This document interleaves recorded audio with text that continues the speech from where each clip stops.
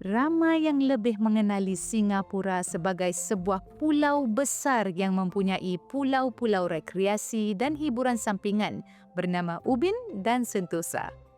Namun negara bertuah ini sebenarnya terdiri dari lebih 60 pulau-pulau kecil dan 10 daripadanya berada di dalam lingkungan Southern Islands atau Kepulauan Selatan.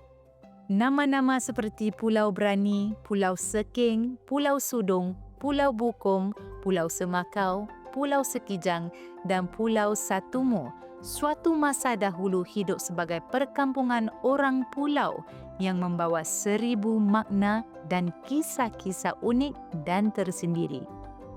Dia tu time dah bagus-bagus pula katanya Pulau Bukom kecil tu nak diambil. Tapi kita dia sedih lah pasal kita di Pulau Bukom kecil semua kemudahan apa-apa kita senang nak dapat.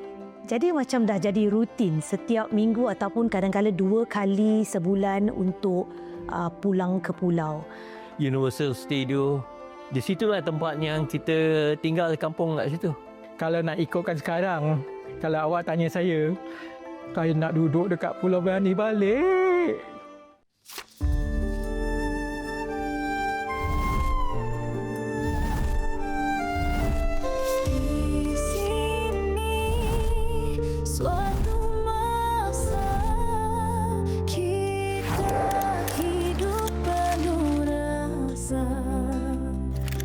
Cerita lama takkan dilupa, hidup dalam jiwa selamanya.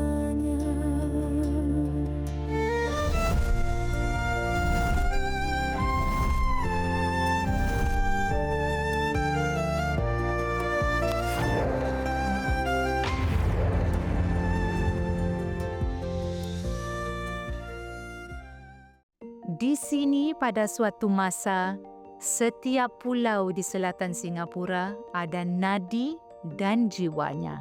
Saya lahir di Pulau Brani dan membesar di Pulau Brani di kampung Selat Sengkeh.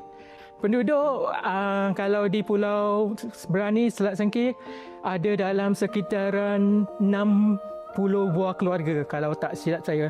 Mungkin kalau di Tezaga tu agak ramai, mungkin ada keluarga dalam 100 gitu. Pulau Belakang Mati, nama yang dikaitkan dengan getar mistik ini kini dikenali sebagai Sentosa, pusat pelancongan yang gemilang.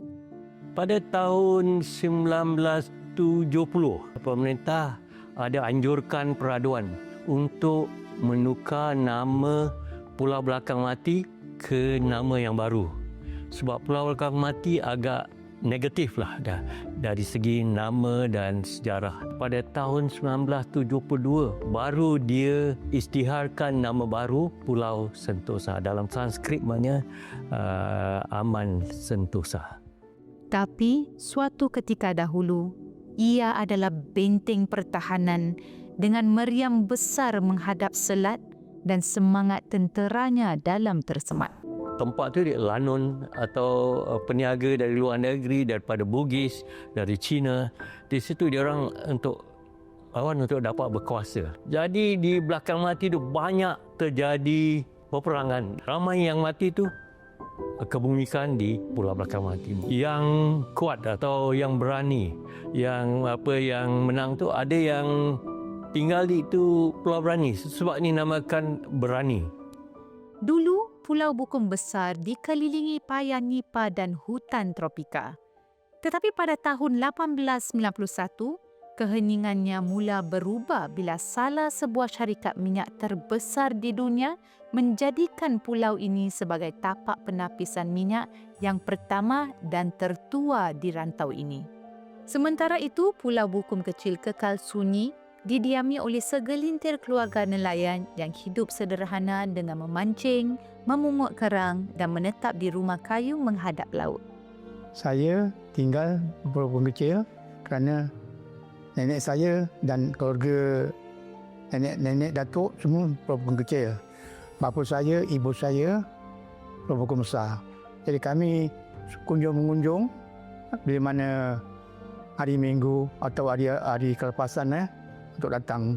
Suasana di sana Kami yang biasa tinggal di sana adalah ahli bomba dan juga auxiliary polis lah. Pasal sana tempat kawasan larangan. So mesti ada polis menjaga tempat itu.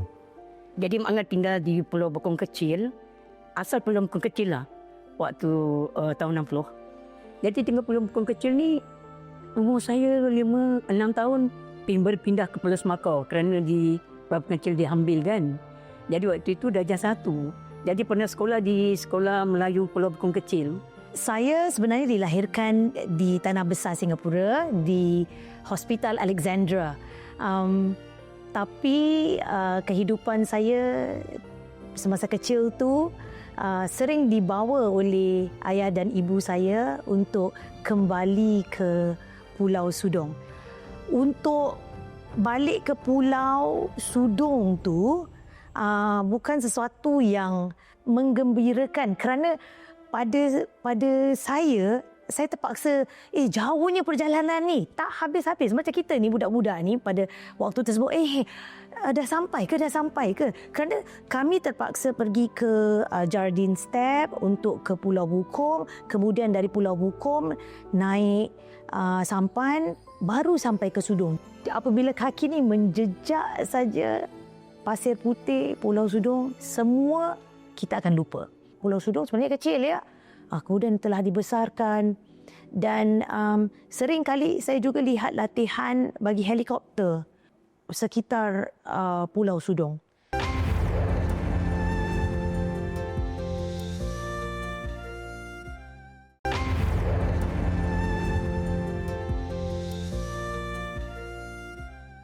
Di sini pada suatu masa, pulau-pulau selatan juga tidak terlepas dari taklukan dan jajahan kuasa luar. Namun, pengalaman mereka tidak sengeri yang kita dengar dari Tanah Besar Singapura. Masa perang Jepun, kita tak kena apa benda kat pulau tu tau. Tahun 40. Tahun 41-40 tu kan. Umur baru 6 tahun. Singapura yang kena. Kita kat pulau tak kena, tak ada betul lah. Buku kecil memang tak ada dengar apa-apa. Tak ada tempat yang kena bom pun. Zaman 60-an, kerajaan British berpangkalan di Singapura. Termasuk salah satu pulau iaitu Pulau Brani. Mereka membuat pangkalan kerana di situ diorang menjadikan pulau itu tempat dock untuk kapal-kapal British untuk membaiki di Pulau Brani. Dan di situ juga tentera-tentera itu membawa kuda dari Pulau Besar masuk ke Pulau Brani dengan menaiki kapal RPL. Agak terkejut saya bila tengok kuda tu terlalu besar. Mungkin saya masa tu waktu zaman remaja ya, mungkin dalam darjah 5 gitu kan. Jadi saya agak besarnya kuda, tak sangka kuda sebegitu besar. Dan mereka juga setiap tahun ada membuat satu pesta atau keramaian, iaitu waktu Christmas itu. Itulah di situ saya pertama kali juga dapat melihat Santa Claus. Hidup di pulau tidak sama dengan hidup di Tanah Besar Singapura. Di sini tiada bas atau jalan berturap. Perjalanan bergantung pada arus laut dan langit cerah. Sampan kecil, tongkang besar, feri kayu dan motorbot. Itulah bas mereka.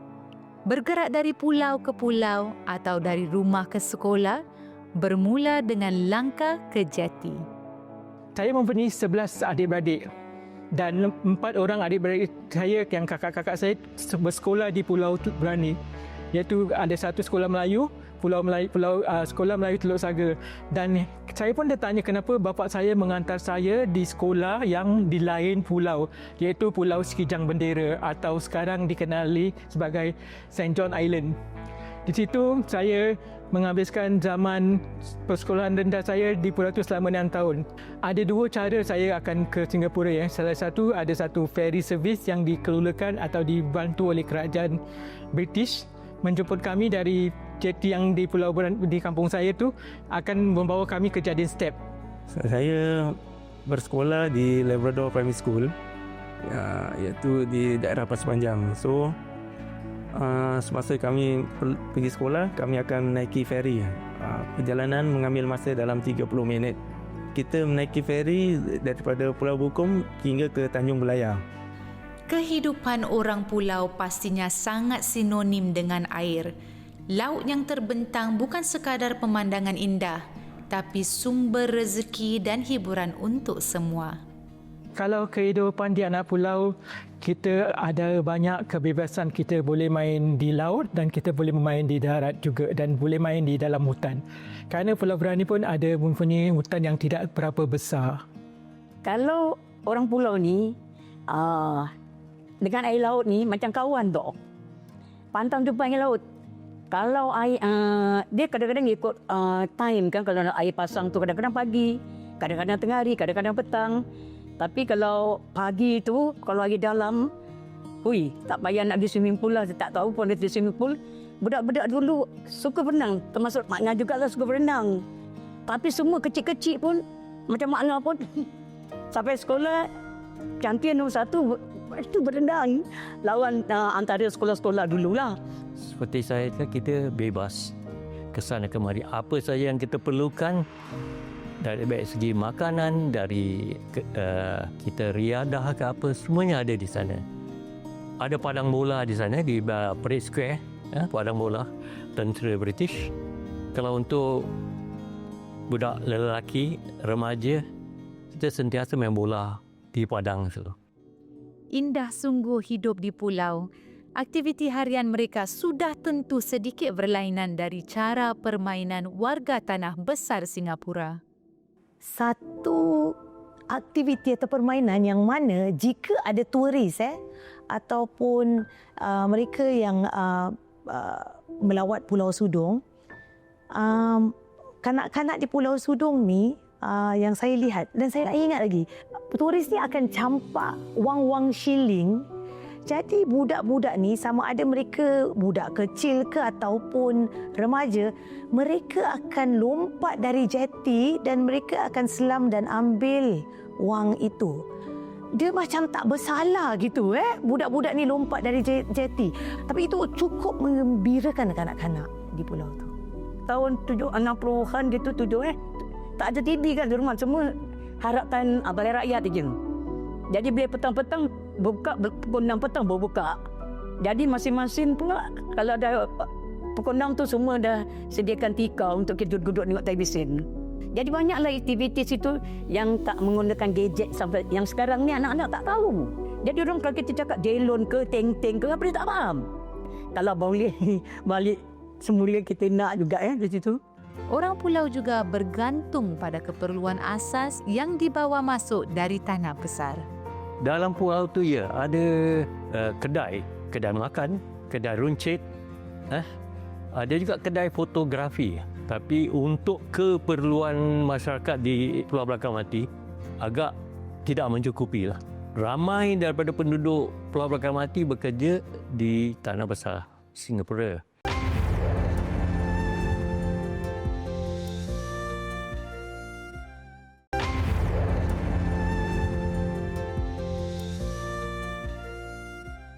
Di sini pada suatu masa, orang pulau merayakan majlis keramaian dan perayaan mereka dengan cara yang tersendiri. Kerja kahwin, semua kita ada jawatan kuasa untuk menguruskan. Tak banyak makan belanja. Kalau di pulau kalau malam raya ke atau ada apa-apa majlis ke, memang susah nak makan ayam. Kalau orang dah makan ayam memang orang kaya lah tu kan. Jadi memang susah. Kalau tak betul-betul tak pernah beli ayam di Singapura lah. Majlis-majlis seperti majlis perkahwinan ataupun kenduri sebenarnya sama, tapi suasana dia berbeza kerana suasana persiapan saya rasa berbeza sedikit. Kalau di pulau tentunya makanan yang berasaskan ikan, lebih kepada ikan. Jadi kalau ada daging dan sebagainya harus dibeli daripada di tanah besar kemudian dibawa. Mesti ni bulan puasa lah. Bulan puasa pasal kita semua rapat kan. Jadi diorang bertukar-tukar juadah. Jiran tetangga semua banyak macam-macam lauk makan. Konsep ziarah ni ataupun melawat saudara di pulau-pulau ni, jangan lupa bawa sesuatu hadiah. Kalau tak hadiah pun tangan tu jangan kosong. Jadi bila kita sampai ke sana, kita ada sesuatu untuk diberikan kepada saudara mara. di sana. Apa yang mereka akan sediakan? Tentunya masakan yang sedap-sedap, saya ingat lagi. Sehingga ke hari ini, jika saya pulang ataupun balik ke pulau-pulau yang berdekatan, Pulau-Pulau Riau yang mana saudara mara saya masih bermastautin, kami masih mempraktikkan amalan tersebut. Bapa saya sebenarnya ada seorang penelayan sepenuh masa di pulau itu dan satu-satunya nelayan yang bekerja membesarkan kami 11 adik-beradik dengan hasil lautan atau tangkapan laut. Bapa saya nelayannya ada menangkap dengan ikan di kawasan karangan atau kita panggil di coral reefs. Dan satu lagi di laut dalam yang menggunakan bubu. Itulah kata orang pernah panggil bapa saya ni the frogman of Pulau Berani. Dan yang ditakuti terpaksa dilalui. Ada yang harus melaluinya berkali-kali. Kita dapat undangan daripada jabatan kuasa. Dia bilang pulau ni sebelah barat memang dia nak ambil 3 suku bahagian nak kasih share company. Nak pergi Singapura, pindah Singapura ataupun nak tinggal pulau-pulau lain di selatan. Itu pun untuk sepakat orang ramai dan penghulu akan umumkan dan daripada rumah ke rumah dan berkumpul mesyuarat dululah. Mana yang terima, mana yang tak nak akan tetap kena keluar. Jadi nak keluar tu memang sedih lah pasal rumah kita dah besar. Kalau kita tengok dari perspektif yang lagi satu, rumah yang diberikan, rumah tu berbeza dari segi saiz. Keluarga di pulau ni, keluarga yang besar. Bagi mereka yang saudara mara saya yang dari pulau dan terpaksa ke rumah flat tu, itu rasa terkongkong. Walaupun ketika itu saya masih kecil, saya dapat rasa tidak selesa. Rasa sedih ada. Dah semangat kekeluargaan tu dia ada. Tak kira bangsa Melayu, bangsa Cina atau India. Dah kawan, dah saudara, dah menjadi saudara. Jadi, sudah pasti kita akan merasa kehilangan itu. Terpaksa menghadapi kehidupan baru. Universal Studio, di situlah tempat yang kita tinggal kampung kat situ. Rasa cinta lah. Tapi rasa kalau boleh, kita tinggal di sana tapi sudah banyak perubahan. Tak ada perasaan apa-apa lah. Hanya kita regret yang kita banyak perubahan lah. Dia harus tinggalkan ada tempat yang boleh membawa kenangan lama. Kalau boleh kita nak balik ke zaman tu lah. Pasal tak ada penyakit, tak ada sakit pun. Yang susah nak hinggap kat kita Mewahlah duduk tenang kan, tak ada fikiran apa-apa. Di pulau ni memang aman lah. Jiwa kita ni tenang semua sekali. Duduk ramai-ramai, adik-beradik berkumpul. Sekarang tengoklah, adik-beradik satu di Jurong, satu di Pasir Ris, satu Ulun berkecai. Perkara pertama yang saya akan lakukan jika saya dapat peluang untuk membawa anak saya pulang ke kampung ialah saya tak akan bercerita. Saya ingin mereka alami. Saya telah berjaya untuk mengamalkan itu kerana apabila saya bawa mereka ke Pulau-Pulau Riau dan saya terperanjat kerana mereka seperti sudah biasa. Mereka tak takut ataupun merasa jijik dan sebagainya. Inilah satu pengajaran untuk diri saya bahawa sebenarnya manusia ni, kita lebih-lebih lagi anak-anak senang mengadaptasikan hidup kita dengan keadaan. Jadi kita jangan overthink tau. Kita jangan fikir terlalu banyak. Alamak, anak aku akan dapat penyakit kudis dan keadaan ni kotor dan sebagainya. Tidak. Beri mereka alami alam itu. Derapatkan diri dengan alam itu kerana guru yang terbaik ialah alam. Di sini pada suatu masa, orang laut menjadikan pulau sebagai rumah. Angin dan ombak adalah irama seharian. Pasir pantai pula alas kehidupan. Namun arus pembangunan membawa perpisahan. Tanah tumpah darah ditinggalkan dalam harapan. Pulau-pulau yang dulunya bernafas sendiri kini digabung ditukar nama dan dilakar semula sejarahnya. Namun, denyut jiwanya masih terasa. Kepulauan Selatan adalah nadi kepada asal-usul kita semua. Sebelum diakhiri episod Kemuncak ini, dengan penuh sayu kami berharap yang kisah dan perkampungan lama yang dipaparkan selama 8 minggu ini telah mampu menyuluh kembali rasa cinta kita kepada zaman silam yang penuh lestari. Zaman yang penuh kesederhanaan, keharmonian dan kepercayaan yang tidak berbelah bagi. Semoga suatu hari nanti kita bertemu kembali, menelusuri kenangan dan menyulam janji, mengungkap kisah-kisah indah yang bakal terus terpahat di hati. Kenangan indah yang akan selamanya abadi. Di sini pada suatu masa.